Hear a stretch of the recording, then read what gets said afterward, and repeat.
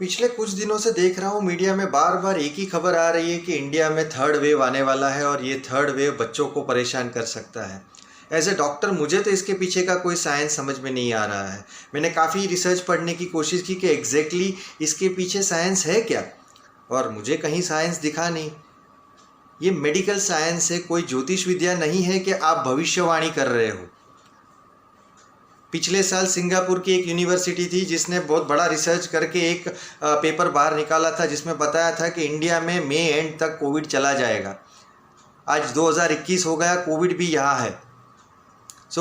Medical science में ऐसी भविष्यवाणी काम में नहीं आती है।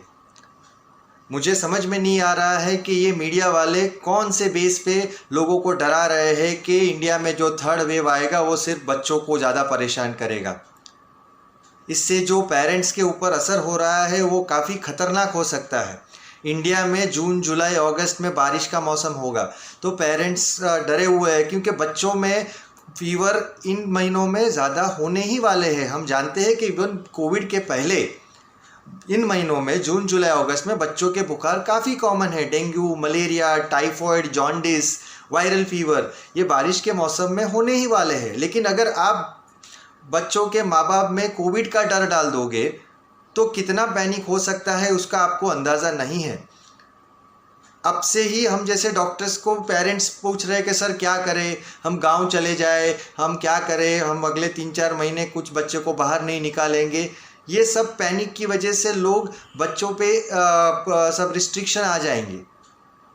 बुखार आने वाले हैं और आ भी सकते हैं, लेकिन एक चीज़ कोई नहीं बताता कि जो बच्चों का कोविड है अब तक इंडिया में ख़तरनाक नहीं है।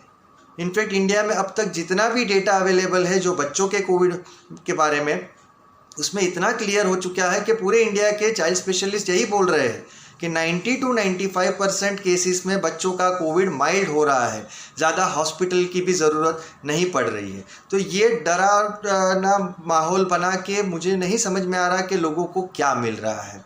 तो एज ए डॉक्टर हमें भी सबको मैसेज यही देना है कि ये चीज़ साइंटिफिक नहीं है।